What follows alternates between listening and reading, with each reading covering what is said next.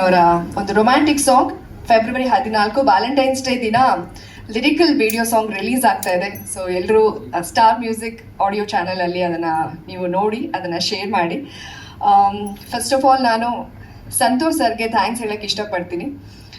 ಯಾಕಂದ್ರೆ ಸಂತೋಷ್ ಸರ್ ನನಗೆ ಕಾಲ್ ಮಾಡಿದಾಗ ಅವ್ರು ಹೇಳಿದ್ರು, ಅಂದ್ರೆ ಈ ಪಾತ್ರಕ್ಕೆ ಚೆನ್ನಾಗಿರೋರು ಅಥವಾ ಚೆನ್ನಾಗಿ ಆಕ್ಟ್ ಮಾಡೋರು ಕೂಡ ಸಿಗ್ಬೋದು, ಬಟ್ ಇಂಟರ್ವ್ಯೂಸ್ ಅಲ್ಲಿ ನಿಮ್ಮ ಮಾತು, ಪರ್ಸನಾಲಿಟಿ ನನ್ಗೆ ಅದು ಕೂಡ ಮ್ಯಾಟರ್ ಆಗುತ್ತೆ.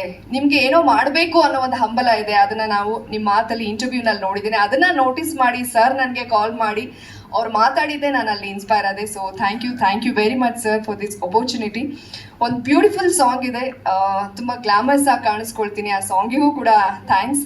ಯಾಕಂದ್ರೆ ಗಣ್ಯರು ಮಾತಾಡುವಾಗ ಹೇಳ್ತಾ ಇದ್ರು, ಹಿಂದೆ ಪುಟ್ಟಣ ಗಣಗಾಲ್ ಸರ್ ಇರ್ಬೋದು, ದೊಡ್ಡ ದೊಡ್ಡ ಮೇರು ನಿರ್ದೇಶಕರು ಎಷ್ಟು ಡಿಸಿಪ್ಲಿನ್ ಆಗಿರ್ತಾ ಇದ್ರು, ಆ ಒಂದು ಡಿಸಿಪ್ಲಿನ್ ಕಲಾವಿದರಿಗೆ ಎಷ್ಟು ಹೆಲ್ಪ್ ಆಗ್ತಾ ಇತ್ತು ಅಂತ. ಸೊ ಈ ಸಿನಿಮಾದಲ್ಲಿ ಅಂಥ ಒಬ್ಬ ಶಿಸ್ತಿನ ನಿರ್ದೇಶಕರು ನನಗೆ ಸಿಕ್ಕಿದ್ದಾರೆ. ಅವರ ಪ್ಯಾಷನ್ ಇರ್ಬೋದು ಅಥವಾ ಅವರ ಶಿಸ್ತಿರ್ಬೋದು, ಡಿಸಿಪ್ಲಿನ್ ನಮಗೆ ತುಂಬಾ ಕಲಿಸಿದೆ. ಬಹುಶಃ ಆ ಡಿಸಿಪ್ಲಿನ್ ಅವ್ರನ್ನ ಇನ್ನಷ್ಟು ಹೆಚ್ಚು ಎತ್ತರಕ್ಕೆ ಕರ್ಕೊಂಡು ಹೋಗುತ್ತೆ ಅಂತ ನನಗನ್ಸುತ್ತೆ.